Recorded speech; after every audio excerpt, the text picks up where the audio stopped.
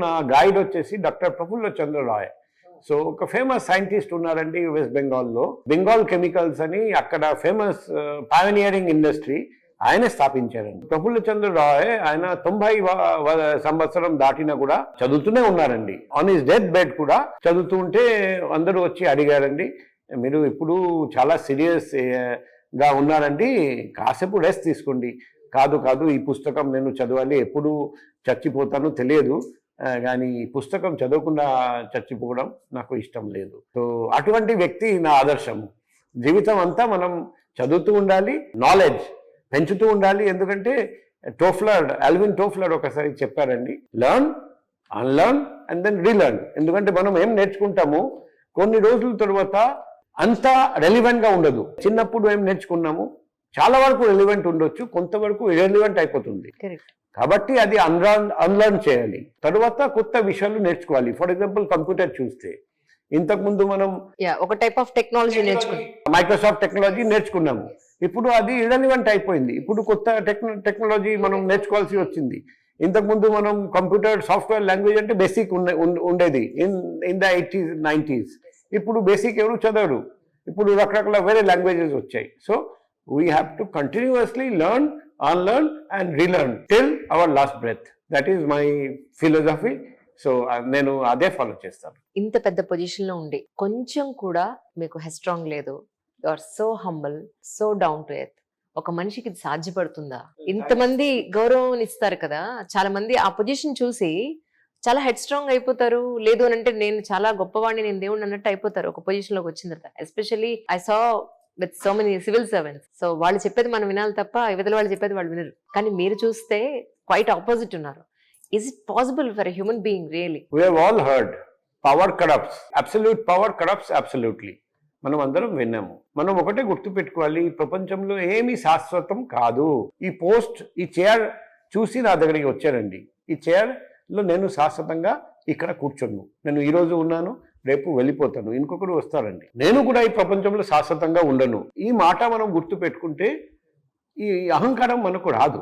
మనుషులు ఏం అనుకుంటారంటే నేనే ది బెస్ట్, నేను చేసిన పని ఇంతకుముందు ఎప్పుడు జరగలేదు, భవిష్యత్తులో ఎప్పుడు జరగదు, కానీ విని ఎరగని పనులు మేము చేస్తున్నాం అని అందరూ అనుకుంటారు. దానివల్ల అహంకారం వస్తుంది. ఒక్కసారి అహంకారం వస్తే నేను అందరికీ సజెస్ట్ చేస్తాను, అప్పుడప్పుడు శ్మశానానికి వెళ్ళండి.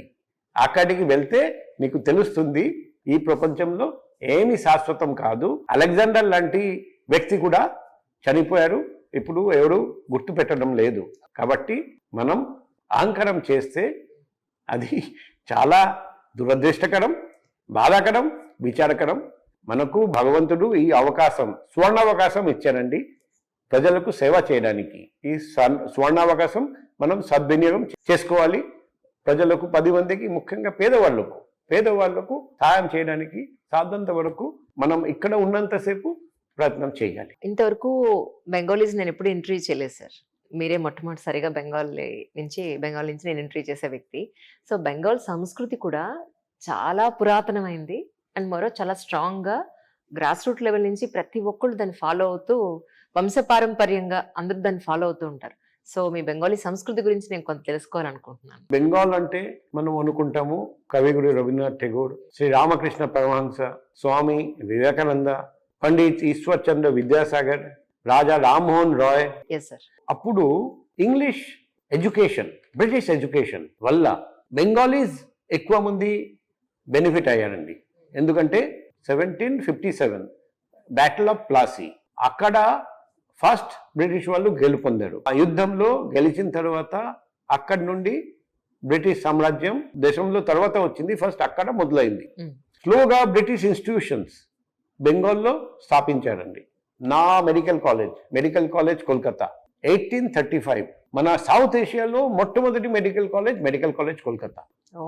సో ఈ బెనిఫిట్ పొందారు బెంగాలీస్.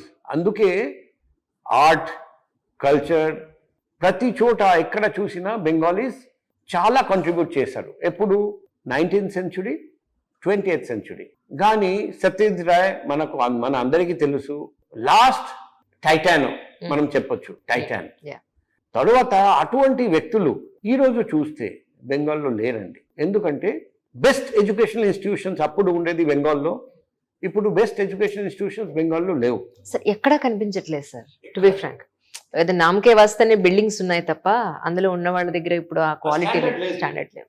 బాగా తగ్గిపోయింది. మంచి స్టూడెంట్స్ వెళ్ళిపోతున్నారండి, మంచి టీచర్స్ వెళ్ళిపోతున్నారండి. ఎందుకంటే ఎన్వైరన్మెంట్ పోయింది, మంచి ఎన్వైరన్మెంట్ లేదు, టీచింగ్ ఎన్వైరన్మెంట్ లేదు, లర్నింగ్ ఎన్వైరన్మెంట్ లేదు. ఇప్పుడు ప్రతి ఇన్స్టిట్యూషన్లో ఎటువంటి వ్యక్తులు కావాలి, నాకు సపోర్ట్ చేస్తారా, చేస్తేనే నువ్వు ఇక్కడ ఉండొచ్చు, కరెక్ట్. లేకపోతే నువ్వు నీ ఇష్టం, నువ్వు వెళ్ళిపో, నాకు అభ్యంతరం లేదు, నాకు సపోర్ట్ చేసే వాళ్ళు కావాలి. సో అటువంటి కల్చర్ ప్రమోట్ చేస్తే మంచి వాళ్ళు ఉండరండి. చాలామంది మేధావులు వెళ్ళిపోయారండి. కరెక్ట్. ఎస్పెషల్లీ 1970 తర్వాత ఇప్పుడు నక్సల్ కల్చర్ మొదలైంది బెంగాల్లో. అక్కడ డౌన్ఫాల్ బాగా మొదలైంది. ఇప్పుడు వివేకానంద గారి బాస్ట్ ఉంటే అది బిహేవ్ చేయడం జరిగింది కాలేజ్ స్ట్రీట్లో. తర్వాత చాలామంది సివిల్ సర్వెంట్స్ చూస్తే చాలామంది బెంగాలీస్, కానీ 70 తర్వాత చూడండి ఐఏఎస్ ఐపీఎస్లు కూడా బెంగాలీస్ చాలా తక్కువ. సో చాలా దురదృష్టకరం. ఈరోజు పరిస్థితి చూస్తే బెంగాల్లో పరిస్థితి బాగాలేదు.